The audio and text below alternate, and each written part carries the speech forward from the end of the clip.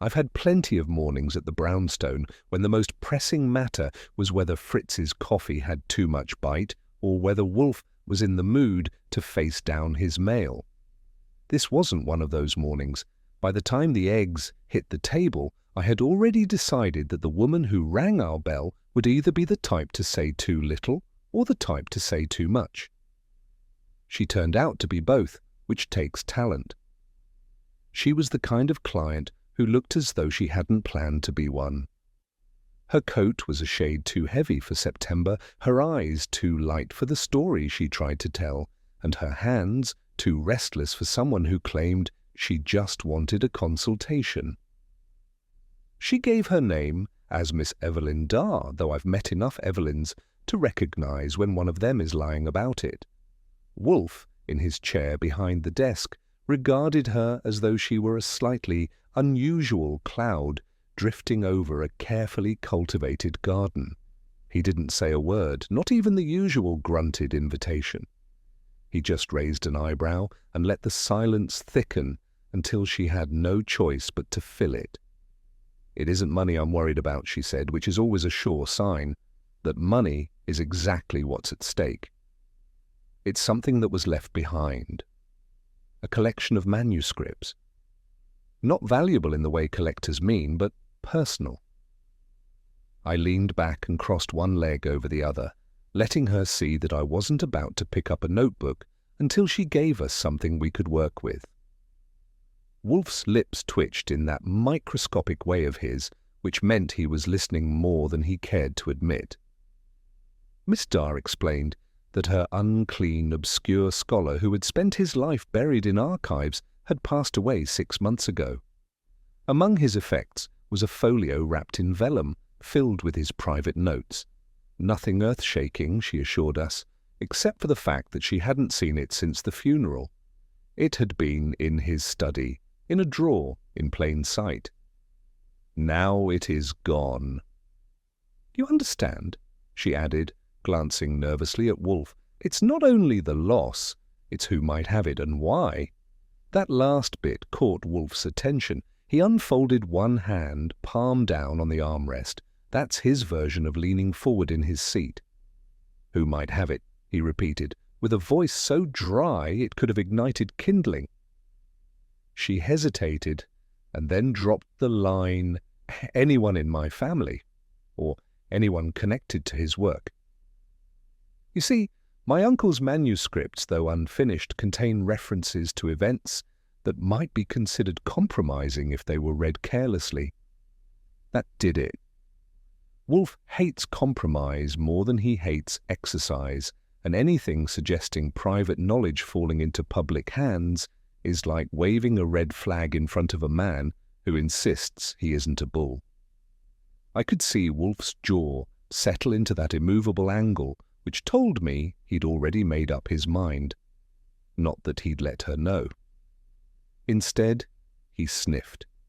"Miss Darr," he said, "there are 6 million New Yorkers, and 5,999,999 of them mislay objects daily. Why should I exert myself for you?" That was Wolfe. He wanted her to declare the stakes, not hint at them. He wanted her to sweat a little so he could gauge the flavor of her desperation. And she sweated. She twisted her gloves into a cord and whispered, "Because I think my cousin may have taken it. And if he has, then I am ruined entirely." I'd been watching her closely. She wasn't exaggerating. Her ruin, whatever shape it took, was personal, sharp, and hovering close. Which meant this wasn't just about misplaced papers, it was about leverage. Wolfe let the silence hang again, then turned his head a fraction toward me. That was my cue to get details, which I did. Names, addresses, connections, and a general sketch of the family she clearly didn't trust. By the time she'd finished, my notebook had enough ink to keep me running all over Manhattan. When she finally left, leaving behind the faint trace of perfume and desperation, Wolfe reached for the bell cord to summon Fritz for beer. "You'll go to her uncle's house this afternoon?" he said, as though I'd volunteered. See what lingers, not the manuscripts, they are gone. Something else. I asked him the natural question. Why are we taking this if she's just another Evelyn with a cousin she doesn't like? Wolfe poured beer into his glass, let it settle, and sipped. Then he spoke with that measured finality that tells you an argument is a waste of oxygen, because Vellum preserves secrets longer than men do. And someone has already chosen to disturb it. That was all he said, which meant we were in it, like it or not. Wolfe had already made his decree, and I had already resigned myself to the fact that my afternoon was shot. It wasn't the first time my calendar had been wiped clean by Wolfe's appetite for mental exercise. He's allergic to leaving the house, but never hesitates to send me on the kind of errands that put me on the subway, in cabs, or standing in hallways where I wasn't wanted. Miss Darr's uncle had lived in one of those brownstones that looked as though they hadn't decided whether to hold themselves upright or let gravity win. The shutters leaned a little, the brick showed its age, and the neighbours had that look that said they minded their business until there was something juicy not to mind. I got the address from Miss Darr, hailed a cab, and within half an hour was climbing the steps of what had been, until recently, the Professor's private kingdom of dust and vellum. I won't bore you with the details of how many times I pressed the buzzer before someone decided to let me in. The door was opened by a man who could have passed for a reliable butler if his shoes had been polished and his expression less sour. He introduced himself as Mason, caretaker of the late scholar's affairs, which apparently included glaring at visitors. When I told him my name and business, he grunted and waved me inside, though he did it with the air of a man holding his nose. The study was exactly what I expected, books stacked in teetering piles, papers that hadn't been touched since FDR was still around, and a faint smell of pipe smoke embedded in the curtains. It wasn't hard to picture the old man hunched over the desk, scribbling notes into the vellum folio his niece swore was missing. What was harder to picture was how anyone had managed to walk out of there with it without leaving a trace. I poked around, keeping my hands where Mason could see them. He stood in the doorway, arms crossed, like a bouncer in a library. The desk drawers held the usual junk rubber bands that had lost their stretch, dried ink, and a cracked magnifying glass. Nothing dramatic, nothing out of place. Except one thing, a faint square of dust-free wood on a shelf where something flat and wide had rested for a long time. "Let me guess," I said. "That's where the folio sat." Mason's lips thinned. "It was there when the Professor passed. After the funeral, it was gone." "Stolen?" "Removed," he corrected, by whom I couldn't say, which meant he could say, but wouldn't. He wasn't protecting the dead man, he was protecting someone else. I left him standing guard over the dust and went to take a stroll through the rest of the house. Miss Darr had mentioned her cousin, a fellow named Claude, who had shown an unusual interest in the old man's papers. It wasn't much to go on, but if I were Claude and I'd lifted the folio, I'd be stupid enough to think nobody would notice. From the way Evelyn had described him, Claude wasn't blessed with a surplus of brains. By the time I was back in the street, I knew two things. First, the folio had definitely been there, and second, someone with easy access had helped it on its way. Back at the brownstone, I found Wolfe in his usual position, legs planted like monuments and his eyes half shut, which was his way of looking wide awake. Fritz had supplied him with beer, and the first orchid session of the day had apparently left him mellow enough to tolerate my report without grumbling about interruptions. "You were correct," I told him. "The folio's gone. The shelf has a neat rectangle to prove it. The caretaker says it vanished after the funeral." If you ask me, Mason knows more than he's saying.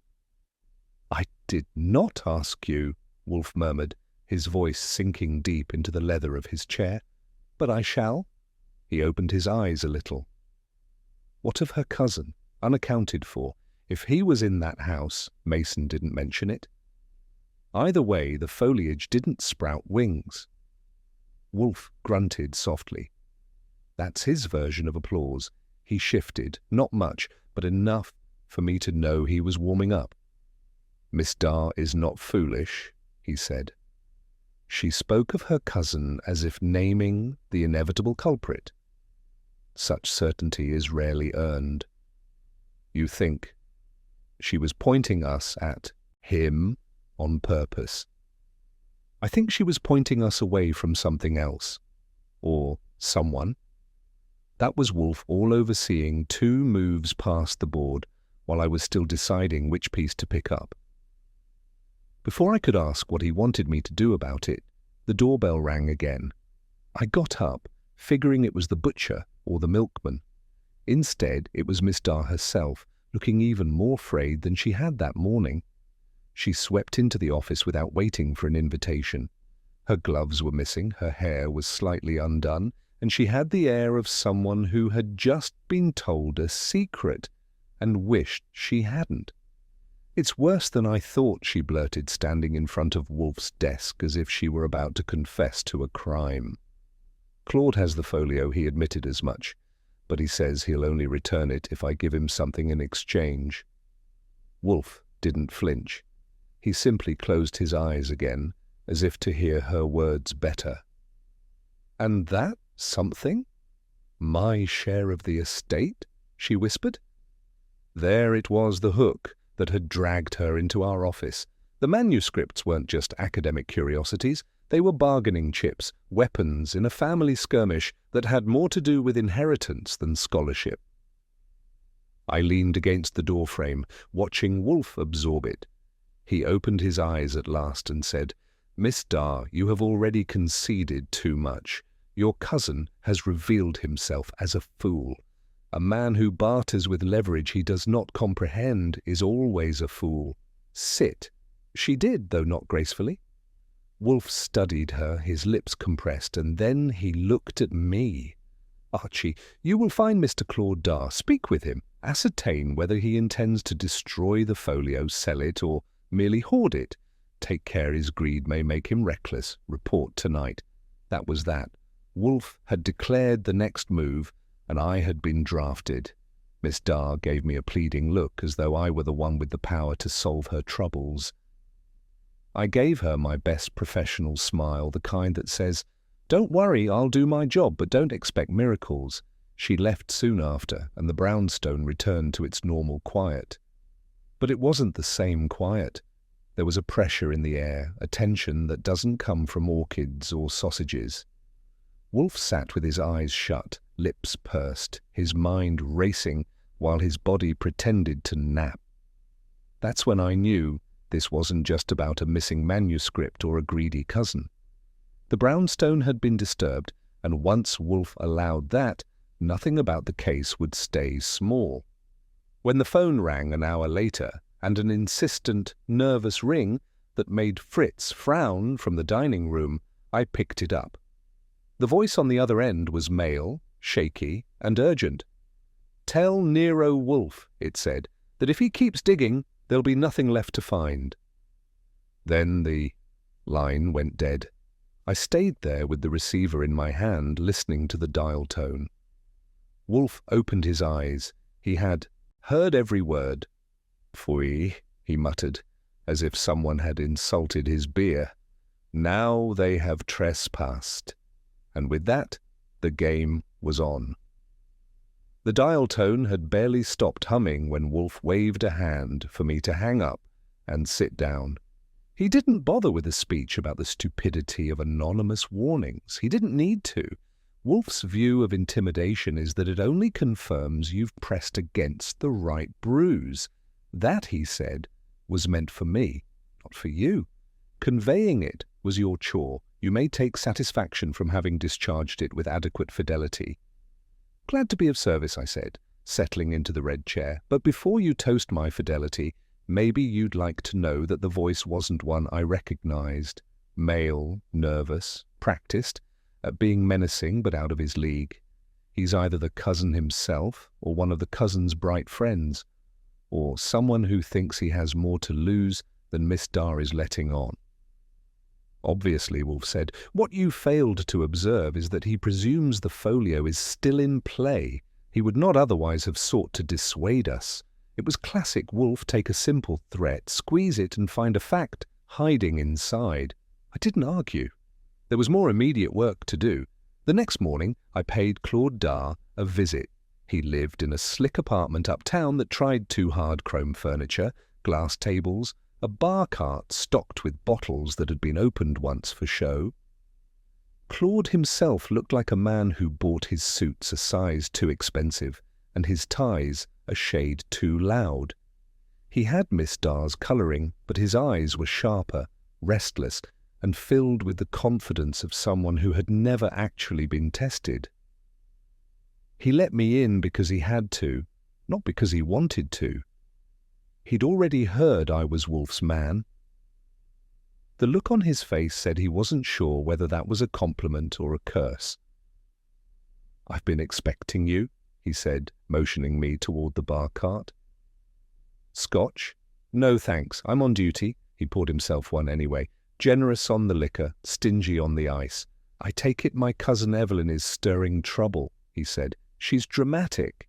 "Always has been. She's concerned," so I corrected him. "About the folio," Claude smirked. "Of course she is. It's all she thinks about. She doesn't understand it, of course. None of them do, but I do. That was my opening." "So you admit you have it?" "Why not? I was practically his heir in all but name. My uncle and I understood each other. Those notes, that vellum was wasted on her. On any of them." He leaned back, sipping his drink, watching me like a gambler holding cards he couldn't wait to show. "I'm not selling it," he said. "Not yet. But I could. There are collectors who'd pay handsomely for a glimpse into a scholar's private work. Or maybe I'll keep it until Evelyn realizes her position. She wants to keep her reputation neat and tidy. Well, neatness comes at a price." I let him talk, scribbling mental notes. He was practically shouting that he had no idea what was in those pages, only that it gave him leverage, the kind of man who thinks blackmail is a steady income stream until the cops or someone worse comes knocking. "Mind if I see it?" I asked, casual as possible. He laughed. "I'm not stupid. Wolfe can figure out his puzzles without laying hands on it. If he wants it, he'll have to negotiate." "And you can tell him." He stopped himself, then waved his glass. "No, don't tell him anything. Let him stew. He'll come to me. They always do." That was all I needed from Claude for the moment. He'd painted himself into a corner, and Wolfe would see it as clearly as I did. I left him polishing his Scotch glass and congratulating himself. Back at the brownstone, I gave Wolfe the rundown. He listened, eyes shut, fingers steepled under his chin. When I finished, he grunted. "Idiocy," he declared. "Your Mr. Claude is precisely as I expected, a witless man intoxicated by possession. Phooey. He's not read the folio, true, he admitted as much. But he's dangling it like a prize. And threatening his cousin," Wolfe added. "An obvious diversion. The question, Archie, is not whether Claude possesses it, but why he admits it so readily. Because he's arrogant? Because he is stupid," Wolfe corrected, "but also because he wishes us to stop elsewhere. The true mischief lies with another. It was just like Wolfe to insist on more suspects when I'd finally nailed down one, but he wasn't wrong. Claude's brand of bluster was too loud, too obvious. If there was danger in those vellum notes, it wasn't Claude who understood it." As if summoned by Wolfe's certainty, the phone rang again, this time not anonymous. Fritz carried the receiver in, said it was for me, and handed it over. The voice on the line was smooth, deliberate, and slightly amused. "This is Dr. Lionel Kerr," it said. "I was a colleague of the late professor. I hear Nero Wolfe is inquiring into his manuscripts. I suggest you stop by my office before you waste more time with the family. There are matters you ought to understand." He gave an address on the Upper West Side and hung up before I could decide whether to take it as an invitation or a command. Wolfe had heard every word, naturally. He opened his eyes and looked at me. "Go," he said. "Observe. Do not commit. Bring me the man's measure." So that afternoon I visited Dr. Kerr. His office was the polished opposite of the professor's study. Sleek shelves, neatly catalogued volumes, not a scrap of paper out of place. Kerr himself was tall, silver-haired, and wore the kind of tailored jacket that makes you wonder whether he lectures to students or investors. He welcomed me with a dry smile. "Goodwin, is it? You see, the professor's work was, how shall I put it, delicate.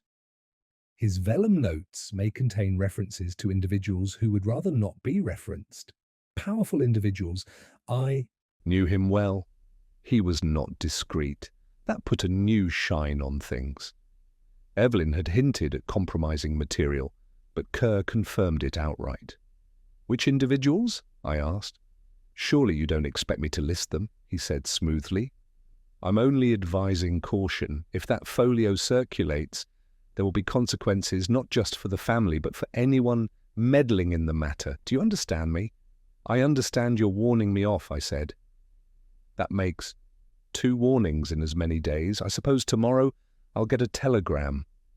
Kerr smiled without humour. "Warned or not, you'll find the same result. Some things are best left buried. The professor is gone. Let him rest."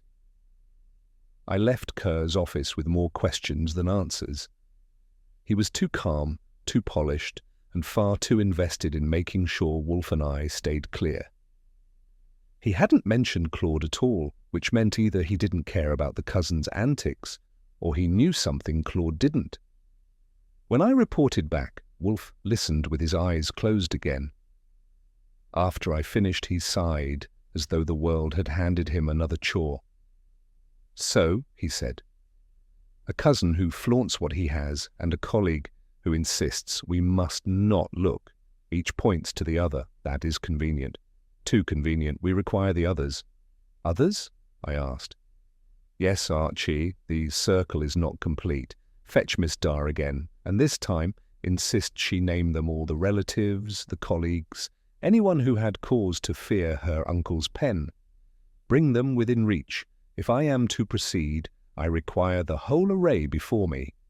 It was late, but I knew he meant now, so I called Evelyn, and she agreed to return the next morning, bringing with her names, grievances, and perhaps the rest of the gallery. As I set the phone down, I caught Wolfe's expression. His eyes were bright, his lips curved in that rare half-smile that comes when the pieces begin to form a pattern. The brownstone was about to get crowded, and Wolfe wouldn't budge an inch. He didn't need to. Everyone else would have to come to him. The next morning, Miss Evelyn Dar arrived right on schedule, which for a client meant she had spent most of the night chewing her fingernails and staring at ceilings. She looked like she'd traded sleep for anxiety, but she came armed with what Wolfe had demanded, a tidy list of names written in that careful feminine script that wants to impress, while admitting nothing. Wolfe barely glanced at it before passing it over to me. "Explain," he said. And she did. The family roster included Claude, naturally, but also an older aunt who had managed the household after the professor's wife died, a younger nephew named Henry, who worked in publishing and apparently resented his uncle's disdain for commercial literature, and a niece, Clara, who had been devoted to the old man until a quarrel last year had left her persona non grata. On the professional side, aside from Kerr, there was a pair of research assistants who had rotated through the professor's study like interns in a political office, leaving behind resentment along with coffee stains. Evelyn spoke their names reluctantly, as though even admitting they existed could somehow tangle her further. Wolfe asked nothing more. He didn't need to. He already had the map, and it was my job to start walking it. First stop was Henry, the nephew, with literary aspirations. He worked at a mid-tier publishing house that specialized in biographies nobody read and travelogues by authors who had never left Long Island. Henry greeted me with a mix of curiosity and suspicion, as though my presence meant either opportunity or exposure. Uncle's notes, he repeated when I brought up the folio. I never saw them. He guarded his papers like treasure. Not that it mattered, no publisher would touch them. Dense, obscure, written for the dead rather than the living. You sound like you tried, I said. He flushed. I suggested once that he write something approachable. He threw me out of the house and called me a peddler of vulgarities. After that, I kept my distance. If those manuscripts surface, I assure you I want no part of them. He meant it too. His bitterness was sharp, but it pointed away from ambition and toward humiliation. If Henry had taken the folio, it was not to profit, but to burn. Yet his eyes darted nervously when I mentioned Evelyn's suspicion of Claude. He knew something about his cousin, or at least suspected it, and he was too careful to say. Next came Clara, the niece. She lived in a tidy walk-up in the village, where her passion for art had left canvases stacked against the walls and the smell of turpentine in the air. She was pale, intense, and talked as though every sentence needed to justify her existence. "My uncle adored me once," she said, twisting a brush between her fingers, until I refused to abandon my painting to catalogue his endless notes. He accused me of betrayal. I accused him of arrogance. We never spoke again. "Did you see the Vellum folio after the funeral?" I asked. Her eyes flickered with pain, regret, maybe guilt. "No, but I heard Claude boasting. He thinks possession makes him powerful. He doesn't realize knowledge is power, not paper." I believed her. She was angry still, but not grasping. If she had wanted revenge, she would have found another outlet. Still, anger has a way of bending people, and she wasn't clear of the smoke yet. The aunt, Margaret, was different. She received me in a parlour that smelled of lavender and starch. She had the stern demeanour of a woman who had spent decades managing a household full of men who thought books more important than meals. Her tone was dismissive, but her eyes were sharp. "The manuscripts were a nuisance," she said. "He kept them under lock and key as though they were gold. I told him many times better to let them rot than to burden the family with secrets. Now look at what's happened. Squabbling, threats, exactly as I foresaw." "You didn't approve of his work?" "I disapproved of his vanity. He wrote not for truth, but for immortality. If the folio has vanished, I call it providence. She might have had the strongest motive of them all, to protect the family from disgrace by destroying the manuscripts altogether. But she was the sort to moralize, not to act in secrecy. She wanted to be seen as righteous, not discovered as guilty. By the time I had finished with the relatives, I had a notebook full of contradictions, but nothing solid enough to pin down. Claude flaunted possession. Henry despised but feared it. Clara regretted it but avoided it. Margaret condemned but accepted its loss as fate. None of them looked ready to step forward with the vellum under their arm. That left the professional side. The two assistants were easier to track down than I expected. One, a graduate student named Owen, met me at a cafe and poured his grievances over lukewarm coffee. "The professor was brilliant, yes, but tyrannical," Owen said. "He never credited my work, never respected my ideas. If I'd had access to those notes, I'd have taken them just to prove a point. But I didn't." Claude was always hovering, sniffing after the professor's reputation. If anyone had a motive, it was him. The other assistant, a woman named Ruth, was less bitter and more calculating. She invited me into her office at the library where she now worked, and her eyes held the glint of someone who measured her words. "Those manuscripts," she said, "were dangerous, not because of their content, though some passages were damning, but because of what they implied. The professor kept records of conversations, correspondences, and indiscretions. If made public, they would ruin more than reputations.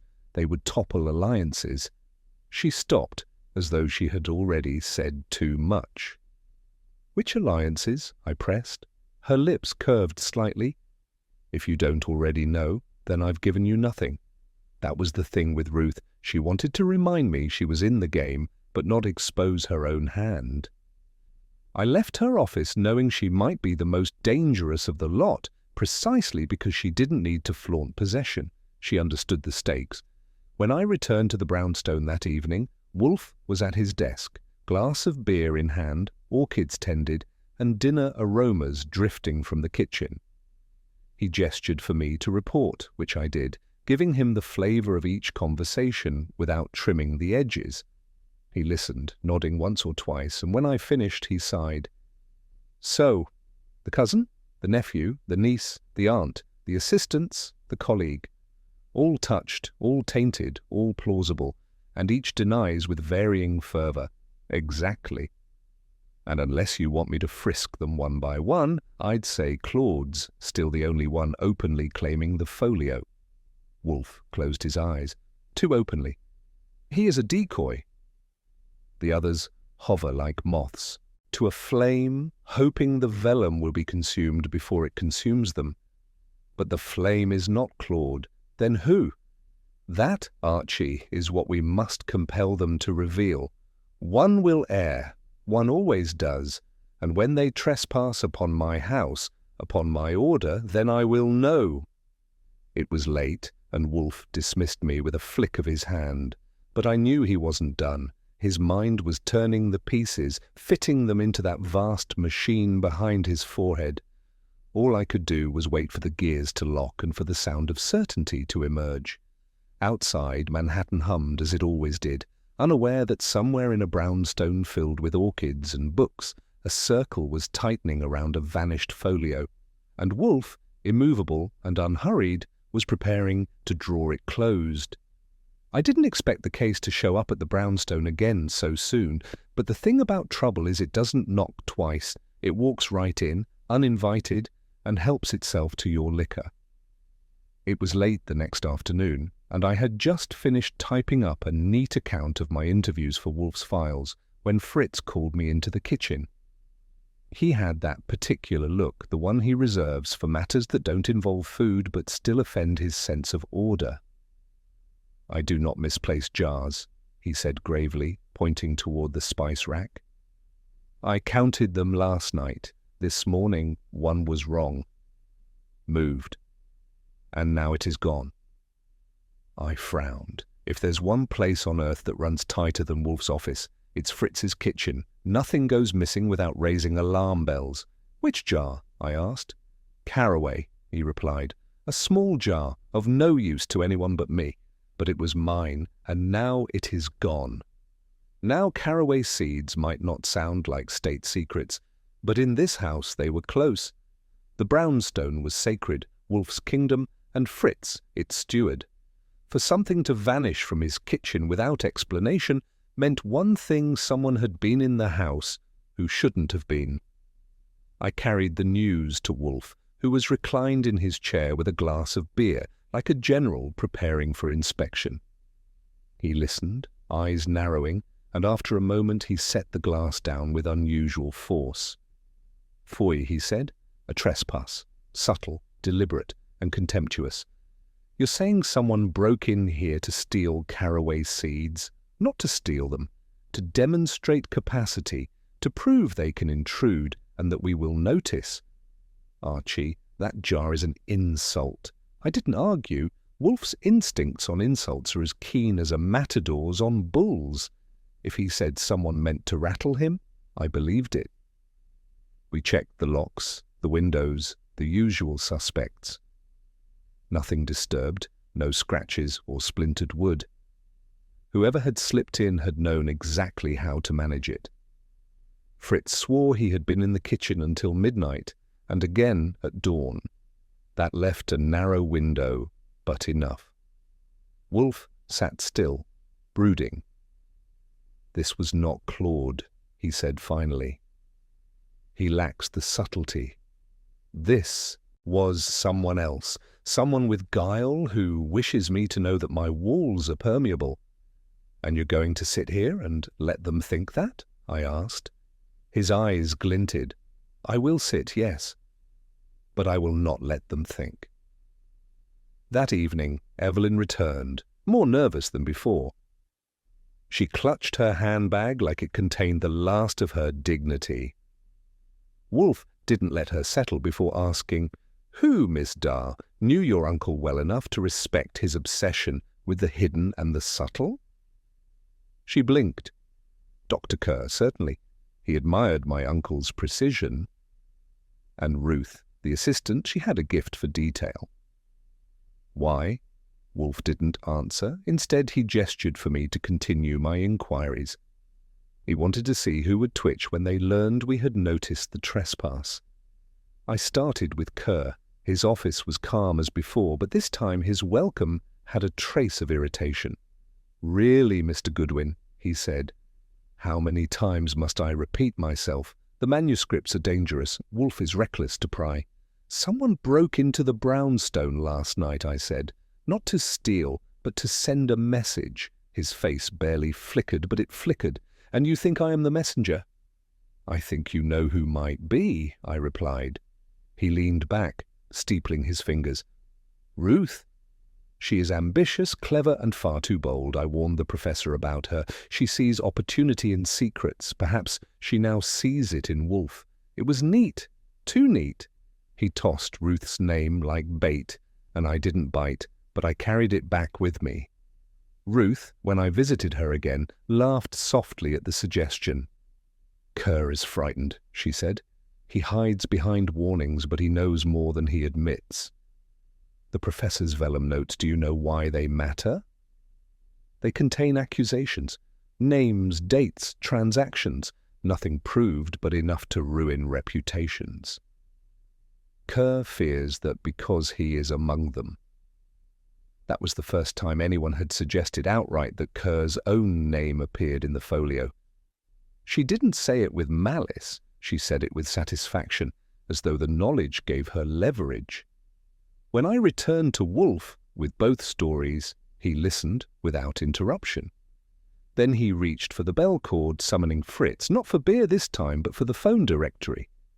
"We must call Saul Panzer," he said. "If intruders believe they can come and go at will, let them contend with Saul. Archie, instruct him to observe our visitors, discreetly, no contact, no interference. Watch Kerr, watch Ruth, watch Claude, if only to discount him. That was Wolfe's version of going to war. He wouldn't storm out the door with a revolver, but he'd position Saul like a chess piece, invisible until it mattered. The next 2 days were a blur of legwork. Saul reported quietly. Kerr received visitors at odd hours, men who didn't look like scholars. Ruth spent evenings in the company of journalists, whispering in corners.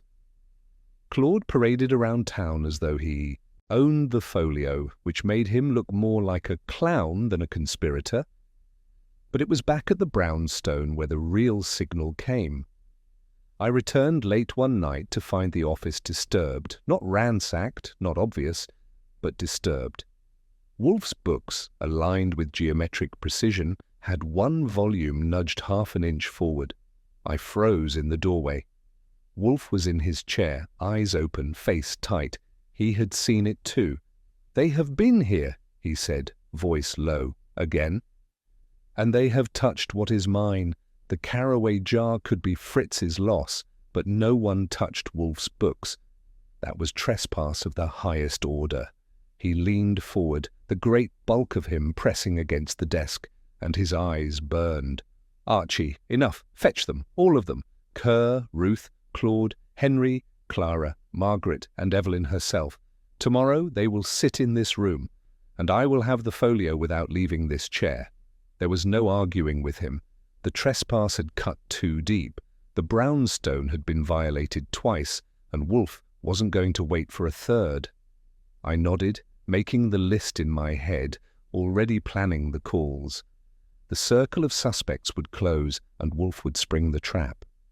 It struck me then, looking at him, that for all his calm and stillness, Wolfe was furious.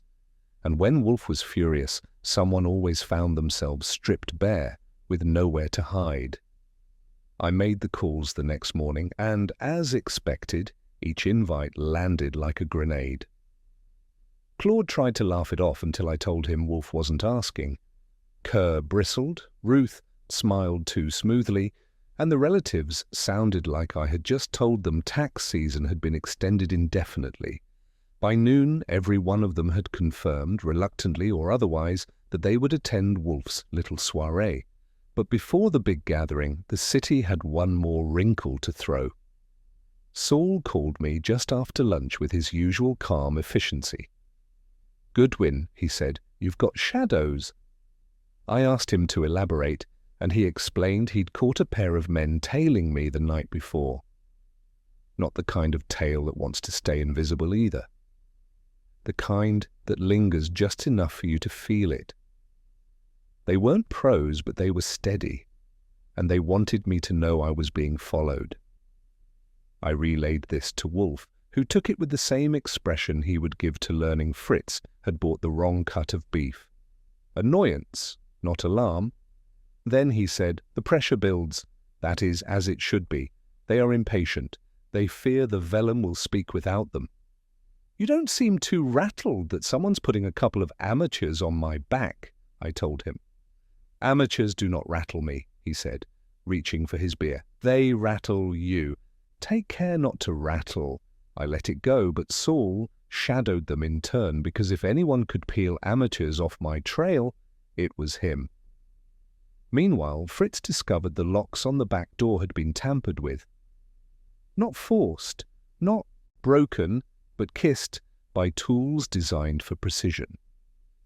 Another reminder that the brownstone was being treated like a chessboard, pieces nudged, lines tested. Fritz was insulted enough to nearly quit cooking for the day, which, coming from Fritz, was a catastrophe.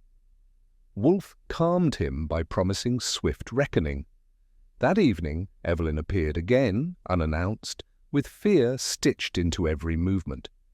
She insisted she had been watched, followed, and possibly approached. A stranger in a grey hat had stopped her outside her apartment, asked for the time, and then smiled in a way that made her skin crawl. She wanted to back out, withdraw entirely. Wolfe shut that down with a single glance. "Miss Dar, if you withdraw now, you abandon your uncle's legacy to men without conscience. Sit down." She did, though trembling. Wolfe closed his eyes, his head tilted back, and said, "Archie, prepare tomorrow. The gathering must be absolute. No excuses, no absences, and Saul is to be present, invisible, to prevent further trespass." So I spent the night drafting neat little summonses and confirming times. The next day dawned with tension baked into the air. By mid-afternoon, the brownstone felt less like home and more like a stage being set for a performance no one wanted to watch. Wolfe stayed rooted in his chair, barely speaking, his mind tightening every thread. Fritz polished the office until it gleamed, though his eyes darted toward the windows as if he half expected intruders to smash through. Saul arrived early, slipping in silently, and stationed himself where he could observe without being observed. At 4 sharp, the arrivals began. Claude, swaggering, smirking, and smelling faintly of expensive cologne. Henry, stiff and uncomfortable, clutching a notebook as though it might shield him. Clara, pale but defiant, a smear of paint still on her sleeve. Margaret, severe as judgment, her lips pursed in permanent disapproval. Kerr, elegant, polished, eyes cool. Ruth, smiling that faint, knowing smile, her gaze moving around the room like a cat surveying prey. And Evelyn, fragile, unsettled, twisting her gloves like rosary beads. Wolfe let the silence stretch after they had taken their places. He filled it with his bulk, his stillness, his authority. It was a silence that forced them to hear their own breathing, their own guilt. Finally, he spoke. "The folio," he said, voice low and heavy, "has already condemned itself. It contains what it contains. The question is, who fears it most and why?" Claude jumped first, as I had expected. "I told you I have it. It's mine. My inheritance, my right. If you want it, Wolfe, you'll have to pay for it." Wolfe barely moved his head. "No, Mr. Dar, you do not have it. You pretend to. That is your role, a puppet, set in place to distract." Claude flushed red, sputtered, but Wolfe ignored him and turned his gaze toward Kerr. "You, sir, warned us away, excessively.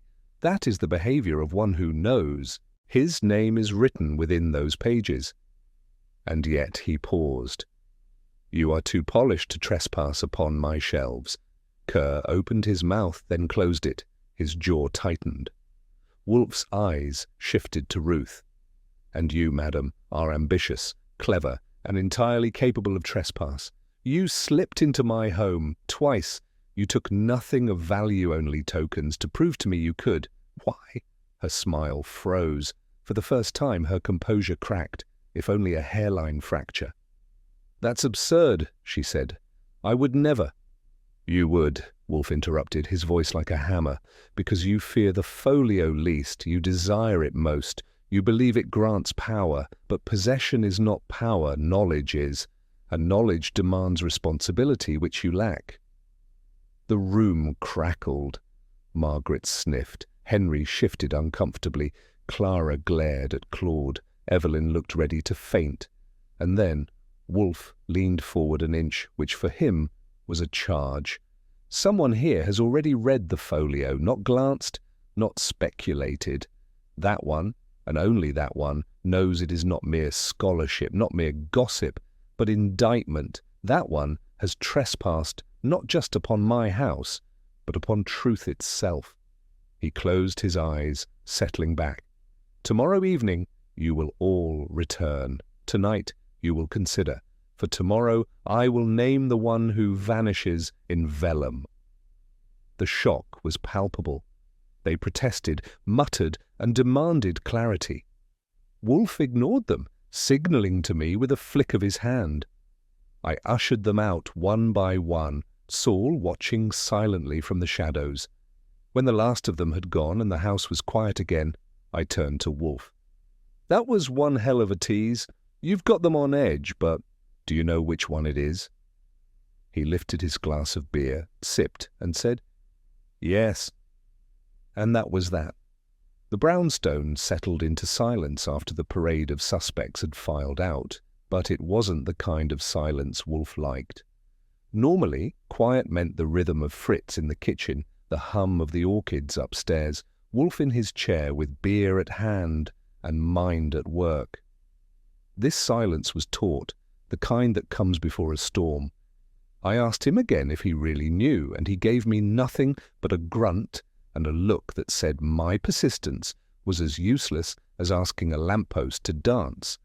Wolfe doesn't bluff. If he said he knew, then the game was already fixed in his mind, but he wasn't going to unwrap it for me just because I was itchy with curiosity. He wanted time. He wanted positioning. The next day I was up early making sure none of the suspects wriggled out of their appointment. Claude had tried, calling me with a wheeze of excuses about business commitments. I told him Wolfe was not in the habit of rearranging his life for Claude's convenience, and that his absence would be taken as confession. He agreed to come, though his tone suggested he'd rather be facing a firing squad. Clara sent no excuses, but her voice when I spoke to her was cold, brittle, like she'd already made peace with something unpleasant. Henry stammered agreement, the aunt sniffed, and Ruth simply laughed. Meanwhile, Saul called with an update. He had tailed Kerr the night before and confirmed that our polished doctor wasn't as cautious as he pretended. A man had met him in a parked car, brief and tense, exchanging something that looked suspiciously like documents. Not the vellum itself, Saul would have said, but something connected. Ruth, on the other hand, had spent her evening in deep conversation with a reporter. Again, not coincidence. If anyone wanted leverage from what the professor had written, the press was one way to get it. I relayed all this to Wolfe, who sat motionless through my account, eyes closed, fingers steepled. When I finished, he opened one eye and said, They circle, Archie, like carrion birds. They cannot resist the smell. At 3 o'clock, Wolfe gave me instructions. "Phone Inspector Kramer," he said, and apprised him, not of all but of enough. He must be ready to move when I command. I made the call. Kramer grumbled, as he always does when Wolfe tries to steer him, but he didn't hang up. That was progress. He said he'd be nearby with a man or two, waiting for Wolfe's signal. 4 o'clock came, the gathering. The office was arranged like a tribunal, Wolfe enthroned behind his desk, the red chair ready for me, the others in a semicircle that made them all watch each other as much as Wolfe. The air was heavy, not just with tension, but with the knowledge that Wolfe had promised a name. He began without ceremony. "Last night," he said, "I told you one among you has read the folio. That person has already betrayed themselves by action. Today I shall show you." Claude jumped in, desperate. "It's Kerr. He's terrified of what's in there. He as much as admitted it." Kerr's face was stone, but his hands twitched once on the armrest. Wolfe ignored them both and turned instead to Ruth. "You trespassed," he said. "Twice. You touched what was not yours. Why?" She gave her thin smile. "To prove you weren't untouchable." "You proved only your audacity," Wolfe said. "But not guilt." He let that hang, then shifted his eyes to Henry. "You, sir, despise your uncle's work and would burn it if you could.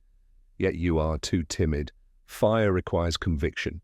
Henry flushed and muttered that he wanted nothing to do with any of it. Clara snapped at him to speak up, and Margaret snapped at Clara to behave. Evelyn sat tight, clutching her bag like a lifeline. Then Wolfe leaned forward, and the room hushed. "The caraway," he said. "The book. Tokens of trespass. They were meant for me, but they were also clues, for no one else in this circle would understand the significance of disturbing my kitchen or my shelves, except one who has already read the Vellum, one who knows the professor's habits, as I do. The folio is meticulous. It mentions spices, it lists books, and only one who has absorbed its detail would think to mimic it in my own house. The silence snapped like a wire. All eyes swung to Ruth. Her smile had vanished, replaced by something harder. "You can't prove that," she said. "I need not," Wolfe replied. "I will state it. You read it. You are alone. You trespassed here to demonstrate power, to warn me, and to savour your triumph. But in doing so, you revealed yourself." Claude tried to crow, delighted that the spotlight had shifted, but Wolfe silenced him with a glare. "You, sir, are a fool. She is not." Ruth straightened. "Suppose I did read it. Suppose I did take it. What then? You'll hand me to the police for theft of old papers?" "Not papers," Wolfe said. "Blackmail. You seek to sell secrets to journalists, to rivals, to anyone who will pay. That is enough crime." Kramer chose that moment to step in from the hall, big and red-faced, with 2 men behind him. He had heard enough. Ruth froze, her eyes darting, calculating, but there was nowhere to go. Wolfe settled back, satisfied, and reached for his beer. "Inspector," he said, "you may have her. She trespassed upon my house. For that alone, I would see her gone. The folio, she will tell you where it is. She cannot resist boasting of her victory." Kramer growled his usual complaints about Wolfe playing conductor, but he signalled his men. They took Ruth by the arms. She didn't resist. She only smiled faintly again, as though losing the game was part of her design all along. When the room cleared, the others looked dazed, muttering among themselves. Wolfe dismissed them with a curt nod, one by one, until only Evelyn remained. She looked pale, shaken, but also relieved. "You saved me," she whispered. "No," Wolfe corrected. "You endangered yourself, and I rescued what could be rescued. That is not the same." She nodded, subdued, and left soon after. The brownstone was quiet again, the right kind of quiet. Wolfe leaned back, his glass in hand, and sighed. Phooey, she thought herself clever. She was clever. But cleverness without restraint is always ruined. I couldn't argue. Ruth had played boldly, but Wolfe had closed the board. And for once, I thought he might even enjoy his dinner. When Ruth was escorted out under Kramer's watch, I figured Wolfe had rung the curtain down on the whole affair. He'd named the trespasser, embarrassed the guilty, and reasserted his sovereignty over the brownstone. For most men, that would have been victory enough, but Wolfe isn't most men. He doesn't stop with winning. He stops only when every thread has been pulled taut, every knot untangled, and every ounce of ambiguity wrung from the air. The following morning, he ordered me to summon them all back again. I groaned naturally. You already gave Ruth the crown. Why drag the rest back into the mud? Because, Wolfe said, leaning back in his chair, Ruth was a trespasser, not the author of the greater mischief. She read the folio, yes. She flaunted her audacity, but she did not vanquish the vellum itself. That distinction matters, Archie. It matters to me. So I made the calls. Claude, Henry, Clara, Margaret, Kerr, Evelyn, they all came, grumbling, bristling, or quaking. Ruth, obviously, was otherwise occupied with Inspector Kramer. By 4 o'clock, the brownstone was once again a crucible. Fritz served coffee that no one drank, and Saul stood sentry outside, making sure no uninvited guests slipped in. Wolfe presided in his chair, immovable, his eyes closed until the last body settled into place. Then he opened them and began. "You have been indulgent," he said, "in tolerating my summons. Endure a little longer and you will be free of it. Yesterday, I identified Miss Ruth as the one who had read the folio. That was necessary, but it was not sufficient. The vellum itself, its disappearance, remains the question." Claude puffed up immediately, ready to reclaim his spotlight. "I told you already I have it." "No, sir," Wolfe said sharply. "You do not. You have never had it. You could not conceal your foolishness if your life depended on it. You spoke of possession as a man speaks of wealth in dreams. You wanted us to believe you had it. That was your service, voluntary or not." Claude sputtered, but Wolfe didn't wait for him. He shifted his gaze to Henry. "You despised your uncle's work. You would have consigned it to flames if you had the courage, but you lacked the opportunity, and you lacked the wit." Henry stammered a protest, but Wolfe's eyes moved on, unrelenting. Clara tried to hold his gaze, but when Wolfe spoke her name, she flinched. "You, Miss Clara, loved your uncle once, and when he cast you off, you loved him still. Your resentment was keen, but it was not armed. You had no desire to wield his words as a weapon. Your pain was personal, not political." Clara swallowed, her cheeks pale, and said nothing. Then Wolfe turned to Margaret. "And you, madam, disapproved of him entirely. You wished the notes had never existed. You rejoiced when they vanished, for it aligned with your sense of providence. But disapproval is not action. You were content to see fate take its course."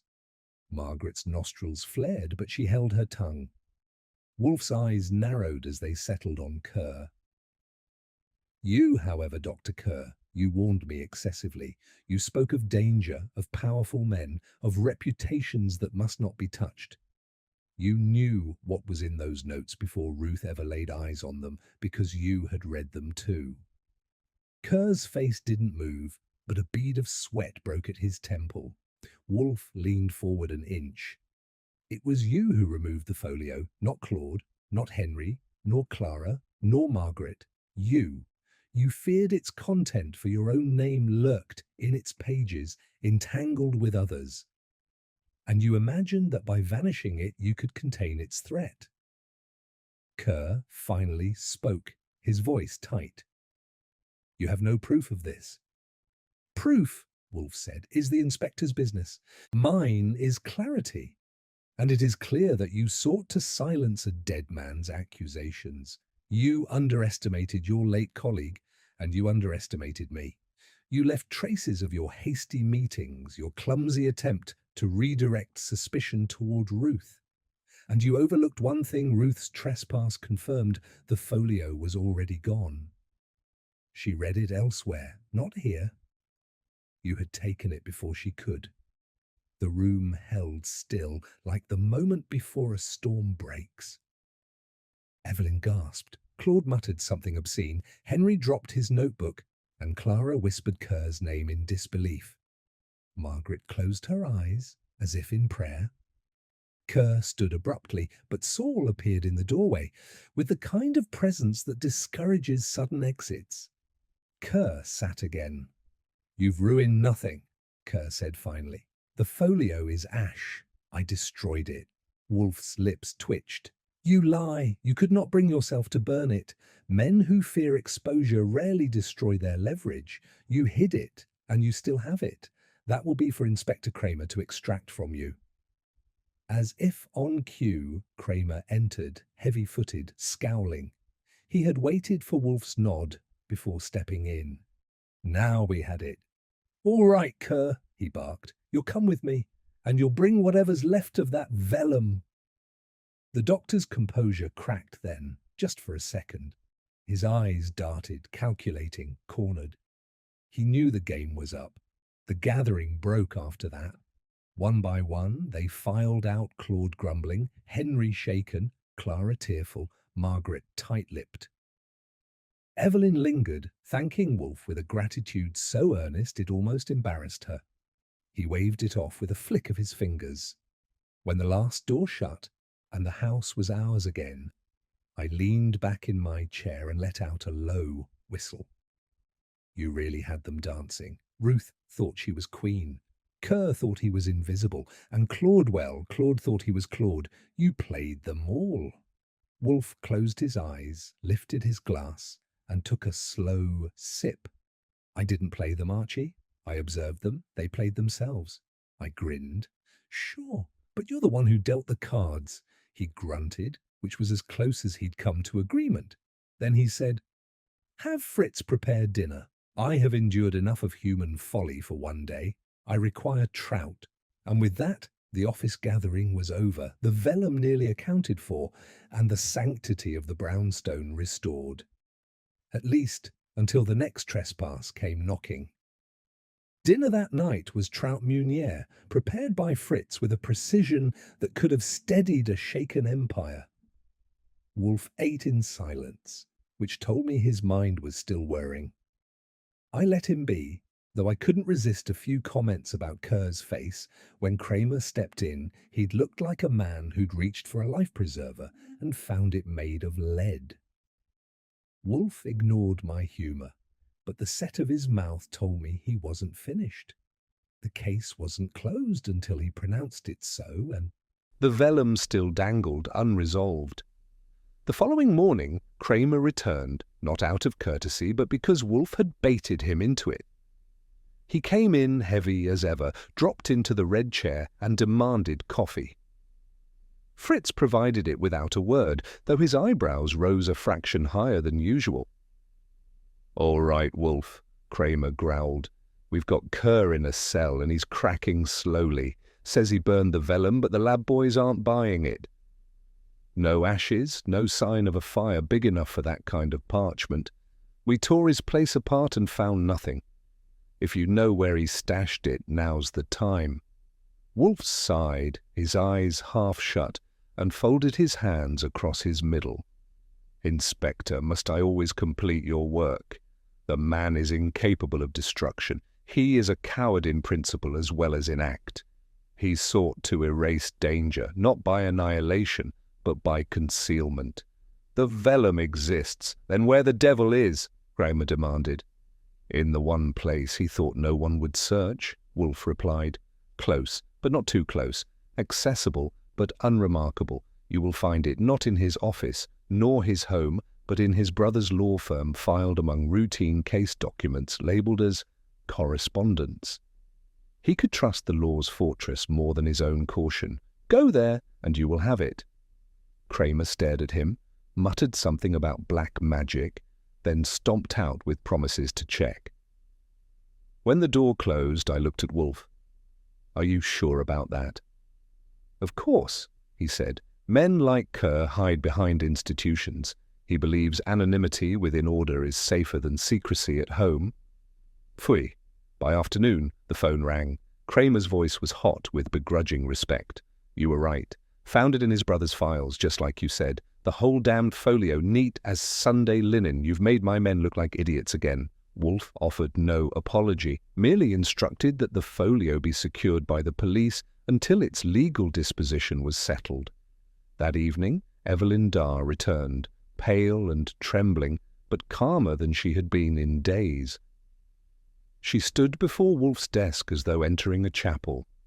"So it's safe?" she asked. Wolfe regarded her without warmth. "Safe, yes, but its contents are damning. They will not remain private forever." She shuddered. "I only wanted it hidden. My uncle was brilliant but cruel with words. He catalogued sins with relish. Some of them petty, some—" She stopped herself. "If it comes to light, it will ruin people." "People," Wolfe repeated, "including Dr. Kerr and others, yet unnamed. But ruin is the consequence of their deeds, not of your uncle's pen." Evelyn sat, weary. "What will happen now? That depends," Wolfe said, "on whether those named choose to fight the truth or accept it. For your cousin Claude, nothing. He is an idiot. For Henry, perhaps relief. For Clara, regret. For your aunt, vindication. And for you, Miss Darr, freedom, if you allow it." She met his gaze, searching for something like comfort, but Wolfe wasn't built to dispense it. He dismissed her with a nod. After she left, I leaned on the desk.